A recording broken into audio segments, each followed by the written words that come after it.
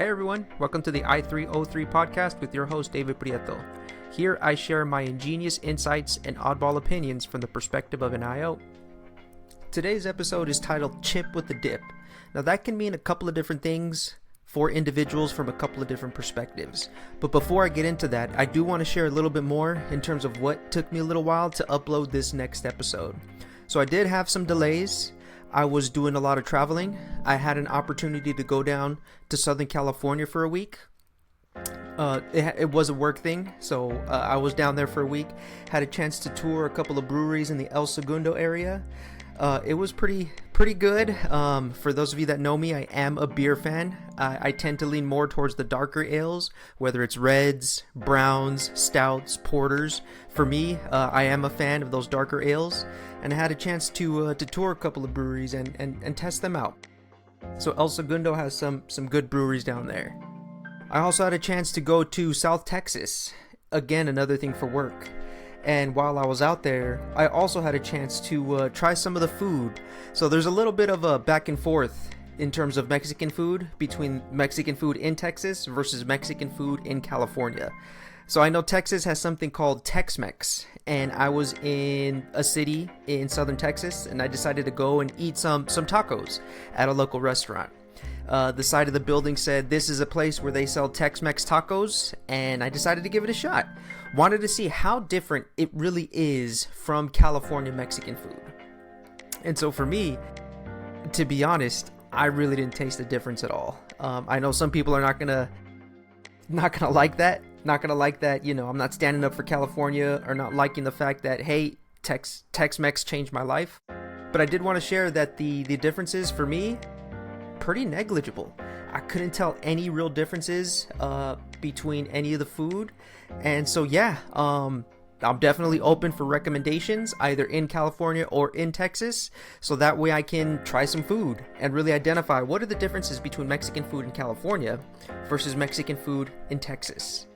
So I had a chance to visit Southern California for a week, had a chance to visit South Texas for a week before finally coming back to Northern California where I stay currently. And it took me a little while. I was traveling roughly for about 3 weeks, and so I didn't have an opportunity to sit down and record my latest episode. In the middle of traveling and of doing everything that I was doing, I actually did have an opportunity to be on someone else's podcast, someone else's YouTube channel. So if you ever get a chance, my listeners, feel free to check me out on a YouTube channel called Vantage Circle. And I'm on the episode titled Becoming an Employer of Choice, David Prieto, The Bottom Line with Matt Burns. So feel free to check that out. Feel free to give me your feedback. I'm curious to see what my listeners think in terms of my perspective in speaking with Matt Burns. Great conversation, interesting insights. I'm curious to hear what your thoughts are. So with that, in listening to my listeners and gathering some feedback, I did get some feedback from a few listeners, one being having a more serious IO background versus another listener who's more of the everyday person. Someone who doesn't necessarily work in HR, but understands how it can impact business operations. So first, I'm going to start off with the feedback I got from the IO. So some of the information I've shared in some of my episodes, it feels relevant, and it feels as though it can provide almost like a field manual or some quick tips, some quick hints, or some best practices in terms of leveraging IO best practices out in the workplace.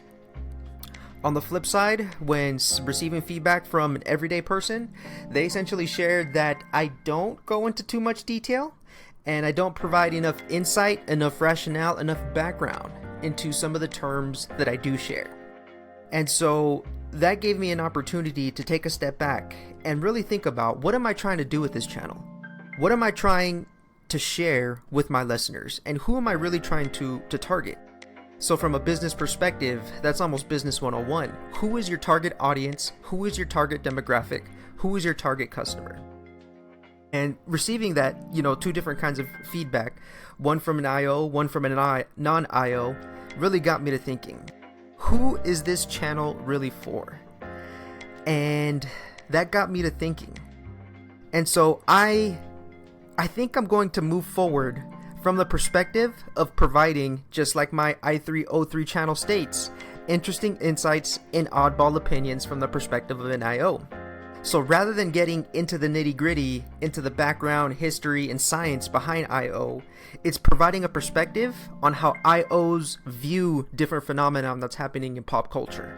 So it's not looking from a business perspective, a political perspective, but it's more of, from an I/O, how do we interpret what is going on?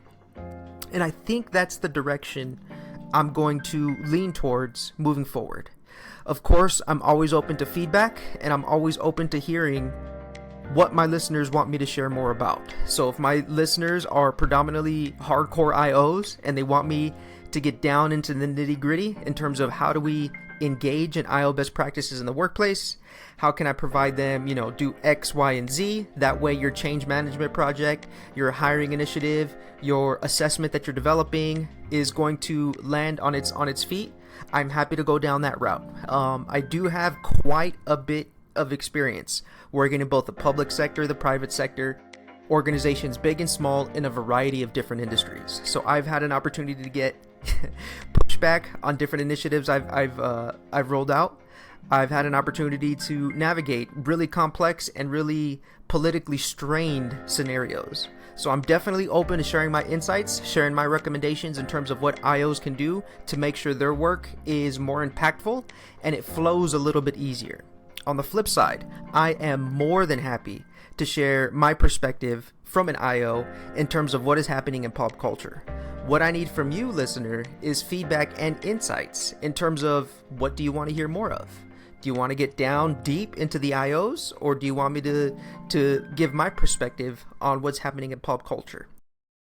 Being that IOs know the ins and outs of everything that's going on, as I mentioned before, I'm leaning towards my insights and opinions from a non-technical perspective. So that way I can spread the gospel of IO to a broader audience, and they can see, okay, this is how IOs differ from HR. This is how IOs differ from MBAs. This is the perspective that IOs see the world, the lens through which IOs see the world. And I think that'll be interesting for more people to gain that insight, because I think IOs do provide that unique perspective where it's almost a blend of IO, business, and science all together. It's this new field that I'm deeming, or that I'm trying to create or help be a part of, is people science. So it's bridging the gap between all of those different areas and providing insights and sharing that perspective with everybody. So that way it invites more individuals to be curious and to want to work more with IOs, to gain their perspective, and to view our opinions and insights with more interest. So I think that's the perspective I'm going to share my episodes moving forward. So with that, the title of today's episode is Chip with the Dip. Chip with the Dip. Now, what does that mean? So this is a shout out to Drake. He initially, from my recollection, and again, listeners, feel free to correct me if I'm wrong, but I believe he's the one that coined this term. This was a few years back, I believe, when the Raptors, so Drake is from Canada, the Toronto Raptors are a basketball team from Canada. They were moving up the NBA finals. I don't know if they made it all the way to the finals, but I know they made it pretty high. And as the Raptors started to gain some wins and started to gain some popularity, Drake started to share chips with the dip. I want my chips with the dip. And my interpretation of that is he wants a championship. And not only that, he wants to win that championship with some style, with some panache, with some, notoriety. He wants his chip with the dip. And I get that perspective. It's almost the perspective of somebody with a chip on their shoulder. And that's the perspective I took when I first heard that phrase, chip with the dip, chip with a dip. So when hiring someone, this is something that I look for, and this is something that I think most businesses, most teams, most organizations can benefit from. That if, when they're hiring somebody to join their team, they look for somebody that has that chip with the dip, somebody that has that chip on their shoulder, somebody who has rights that they need to wrong, somebody who was stepped on their mission trying to move forward and engage in whatever goal, whatever project, whatever initiative they were trying to roll through. Somebody did them wrong. And now they have a chip on their shoulder. And now they have, or they want, that chip with the dip. So I shared in one of my previous episodes that I do have Whether good or bad, I do have that chip on my shoulder. There have been experiences in my past that have led me to view things a little differently. To have that, for me, that almost unlimited motivation where I can dig, and I don't know if this is true for everyone that has a chip on their shoulder, but I'll give a couple of examples here in a bit. But from my experience, it's that unlimited motivation where when I'm tired, when I don't feel like doing something, when I feel like, hey, I could take a break, I could take it easy, I could put this off to the side, that's where that voice inside says, remember when so-and-so didn't believe in you. Remember when so-and-so said you couldn't do it. Remember when so-and-so said you weren't good enough, weren't smart enough, weren't fast enough. That gives me the unlimited motivation to then dig myself out of whatever it is that I'm doing to make sure I'm able to persevere through having limited sleep. Or when I'm going through a super long run, 10 plus miles, and I start feeling that burn, I can envision that person who said I couldn't do it right in front of me. And they're always 2 to 3 steps in front of me as I'm running through that long run. And so for me, that chip with the dip can be unlimited motivation. Now, based on some of my experience watching a couple of documentaries of individuals in a variety of different industries, I've identified a couple of pretty prominent performers who have that chip with the dip. So I'll start with Michael Jordan. If you haven't seen The Last Dance, that is the greatest example, or if not the greatest, one of the greatest examples of somebody who has a chip on their dip. Michael Jordan, if you haven't seen the documentary, I won't give it away, but there have been times in his experience when he was growing up and he was trying to play basketball where people did not believe he was as good as he thought he was. And one of the, I guess, pros and cons of somebody who has that mindset is they will do whatever it takes to win. Now, from an organizational perspective, that could be a pro. It can also be a con. Somebody with unlimited motivation may be pushing other individuals to an unsustainable level of performance. So essentially redlining nonstop until eventually the wheels fall off. Now, for me, it depends on where the business is and how a leader can leverage that chip with the dip mentality, that unlimited motivation. So for a prime example of what that looks like in the real world, please check out The Last Dance. Interestingly enough, I've seen a couple of interviews with Kobe Bryant, the late Kobe Bryant, the Black Mamba. He's another individual who had that chip with the dip mentality. He's someone who would not party. He would arrive to practice early, stay late, and push those around him to the limit. From my understanding, now I haven't taken a deep dive on this, but from my understanding, Kobe's attitude may have led to, or his approach to the game, I should say, may have led to him and Shaq butting heads in terms of how they approach working as a team, working together. Now, I believe the two of them together won 3 NBA championships, but they both had different perspectives in terms of what it really means to win and at what cost.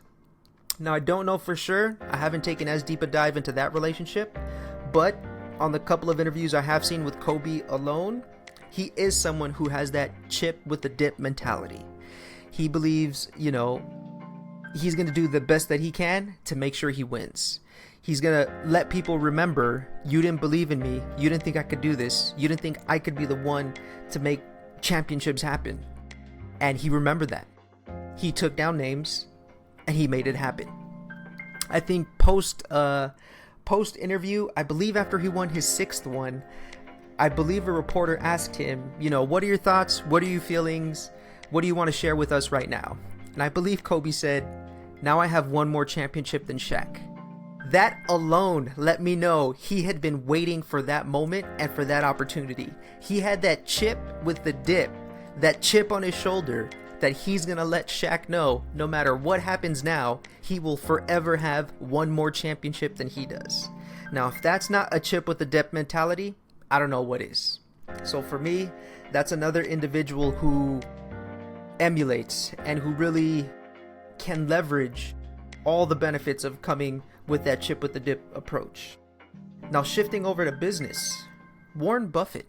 Surprisingly, he has that chip with the dip mentality. Berkshire Hathaway. So that was originally, I believe, a textile company, and Warren Buffett was either trying to engage in an investment with the founder, or I believe he wanted to work for Berkshire Hathaway. And the founder, the leader, the CEO at the time did not want to partner or provide Warren Buffett that job opportunity. And so what did Warren Buffett do? He decided to buy the company. Now, if that's not a chip with a dip mentality, I don't know what is. So I know today, he's a little bit older. I believe he's in his 90s. And he doesn't come off as the kind of individual who has that chip with a dip mentality.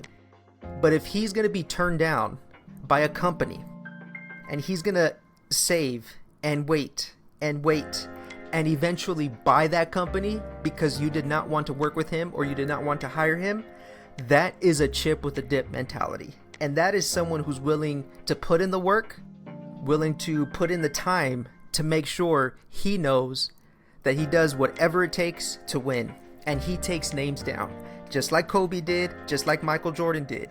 For everyone who did not believe that they could succeed, they either took a mental note of who this person was and when that happened, or they may have actually written it down. But in all three of their cases, they had that chip with the dip mentality, and they made sure they were going to do whatever it took to make sure the person who didn't believe in them would believe in them now. Elon Musk, need I say more? This guy, I don't know how he does it, but for everyone who doesn't think he can change basically the entire world, he's changing transportation. He's changing space travel. He's changing, apparently I just heard about this the other day, Neuralink now has FDA approval. So now he's trying to change biology. He's trying to change consciousness. He's trying to change how people interact with technology. I mean, if he's not the real Tony Stark, I don't know who is. But I digress. Let me take a step back. So Elon Musk, this guy, he decided, you know what? I'm going to go ahead and buy Twitter. I'm going to do what everybody thinks I shouldn't do or can't do. And I'm just going to do it. And I don't care what other people say. I don't care what other people think. I'm going to buy it. This guy he bought, what is it, $44 billion? A $44 billion company while already running a handful of others that are already trying to positively impact the world. I mean, where does this guy find the time? Not only that, but he has 10 kids. 10 kids, 5 Fortune 100 companies maybe? I mean, I know a couple of them are still privately held. I think SpaceX is. Don't quote me on that. I haven't been following SpaceX as closely. But I mean, this guy's running Tesla, SpaceX, Neuralink, The Boring Company, Twitter. What doesn't he have his hand in? I mean, it's if this isn't classic chip with the dip mentality, chip with the dip perspective, I don't know what is. But this guy, he decided, I'm going to go ahead and buy another company. And he wants to make sure, and I don't know how true this perspective is, but he wants to make sure that freedom of speech remains free. And he claims that was his driving motivation behind purchasing the platform, because he started to feel our freedom of speech was being chipped away at, which, if you look at some of the Twitter files, may or may not be true. But regardless, Elon Musk didn't need to buy Twitter, but he decided, I'm going to go ahead and purchase it anyways. Another chip with a dip person. Now let me touch upon a couple of last individuals here and some of the successes they've had. So Derek Jeter, I had a chance to watch his documentary on ESPN. I don't remember what it was called. But here again, just like in The Last Dance, Derek Jeter wrote down everybody's name that did not believe in him. And he made sure that he did everything he could to make sure the Yankees could win. He did everything he could to be, one of the best shortstops of all time. And that's just classic chip with a dip mentality. I'm going to remember the people who doubted me, the people that said I couldn't do it, the people that kicked me when I was down, and I'm going to show them. The last person on my list, I think, is the ultimate chip with the dip individual. This is my boy, David Goggins. Now, if you don't know who he is, this man has been dubbed or titled the toughest man that has ever lived. I think for me, this is the only guy that I know of that went through BUD/S 3 times. So that is the training program in order for individuals to become Navy SEALs. He went through it 3 times. And I think twice he had to drop out because he either had a broken leg or a punctured, internal organ. Basically, he physically could not continue because if he were to, he could possibly die. This guy, he does whatever it takes to let those who touted him know that he's going to show you that he can still win. And I had a chance to read his book, and in it, he has this concept of taking souls. And so what does that mean? I think that's chip with the dip to its absolute extreme.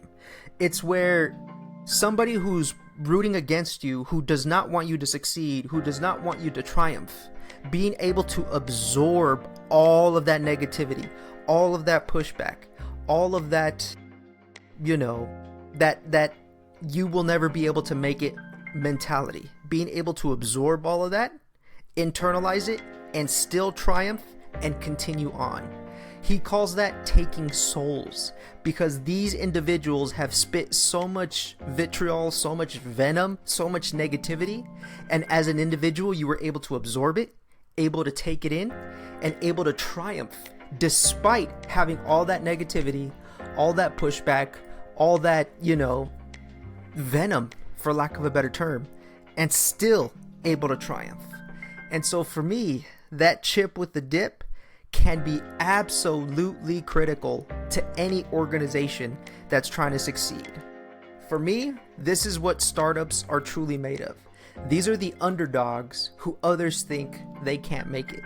These are the underdogs who people passed over, laughed at, completely ignored, but they were, in the background, underground, in their garage, in a bedroom, grinding away, just grinding away. Having that person, those people who said, you're not going to do it, having that be their unlimited motivation.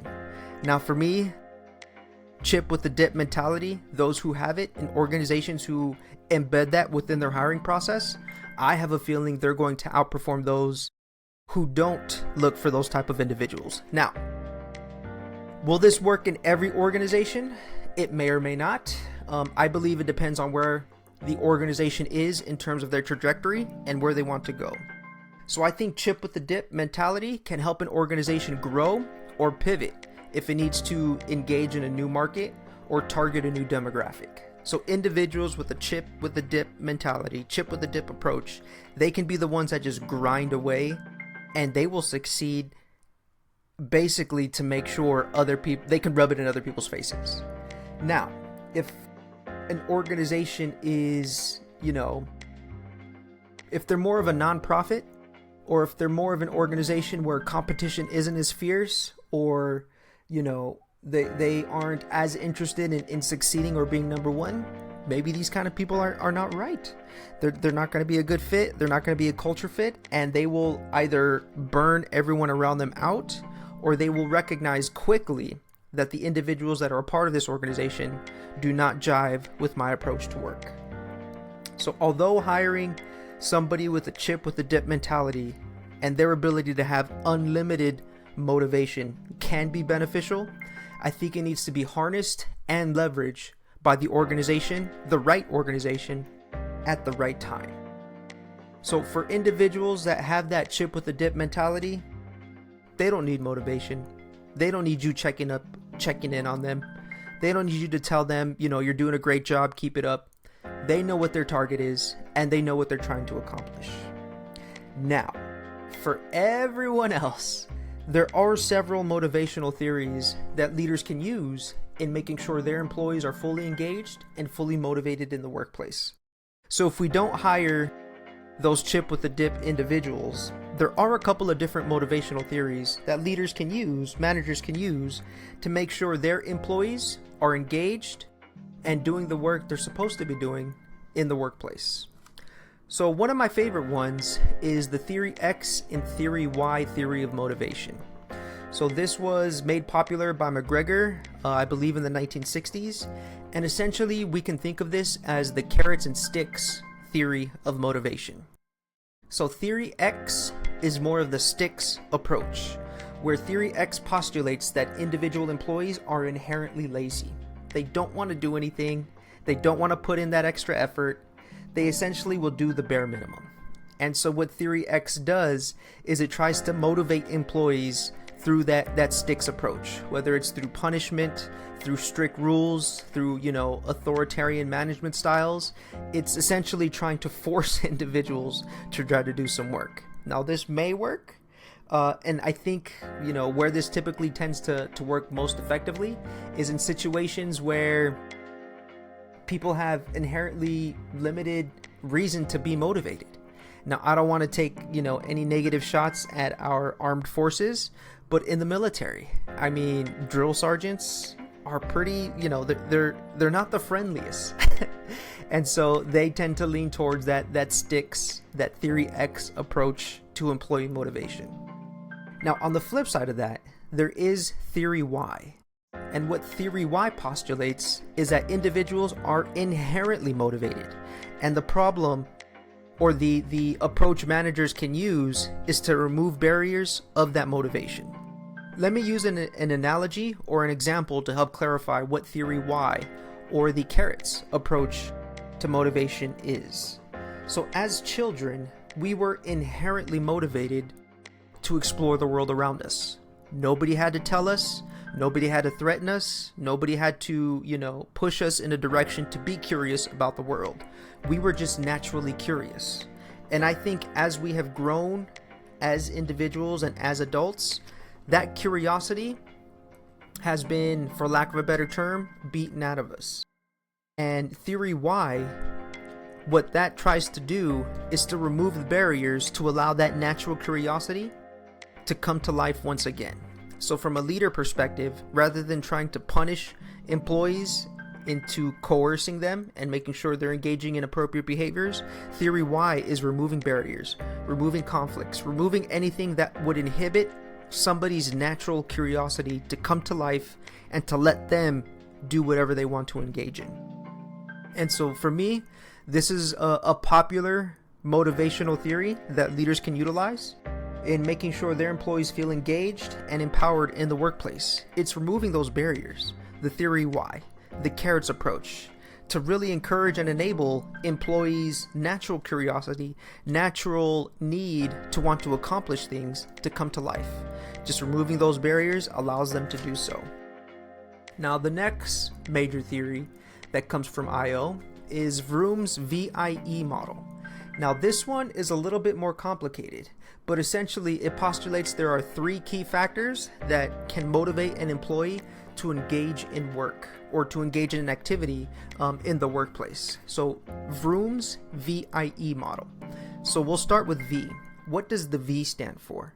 So that stands for valence, and essentially it's ensuring that the outcome of a behavior is valuable to an employee.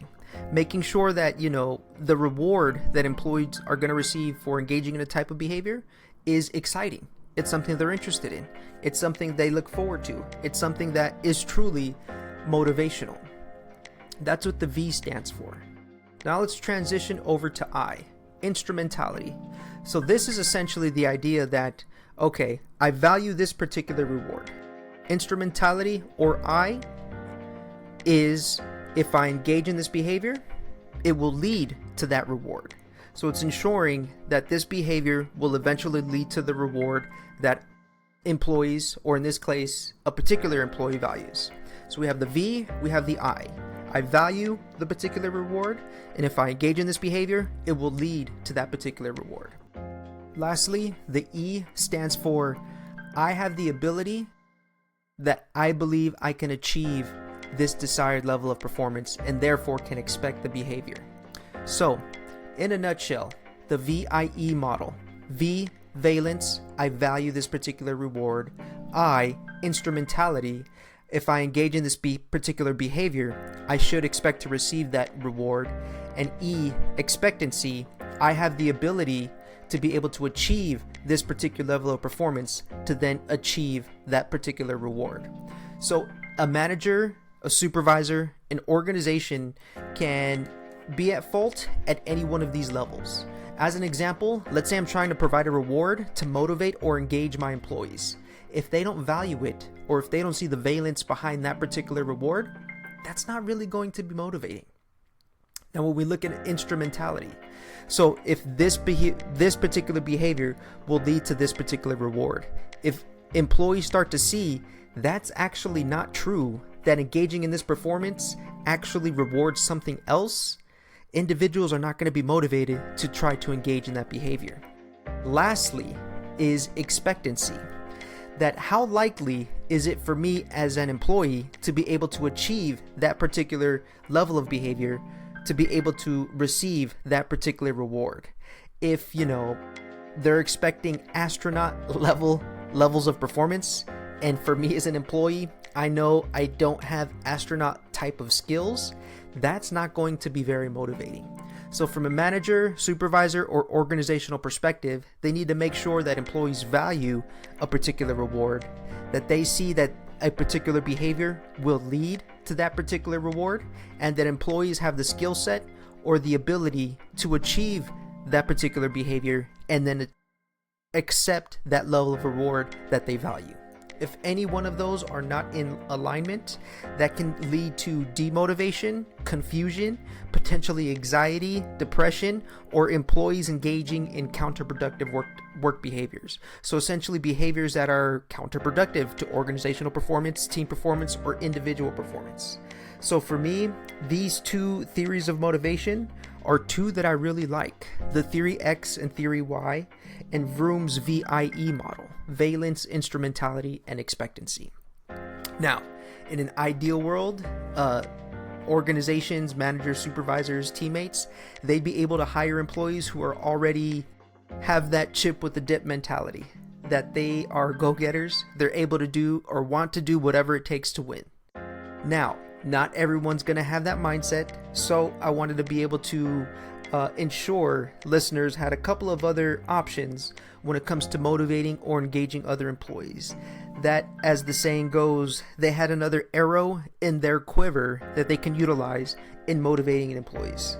So again, that's the theory X and the theory Y, along with Vroom's VIE model of motivation. And so, here, with this episode, I tried to provide my interesting insights and oddball opinions from the perspective of an IO.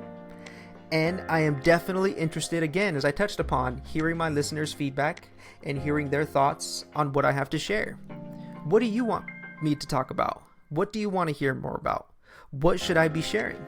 Feel free to give me a piece of feedback, give me your thoughts, give me your perspectives, and I'll be sure to lean more into what you want to hear. So here again, I want to thank you for taking the time to listen, and I will catch you all in the next episode.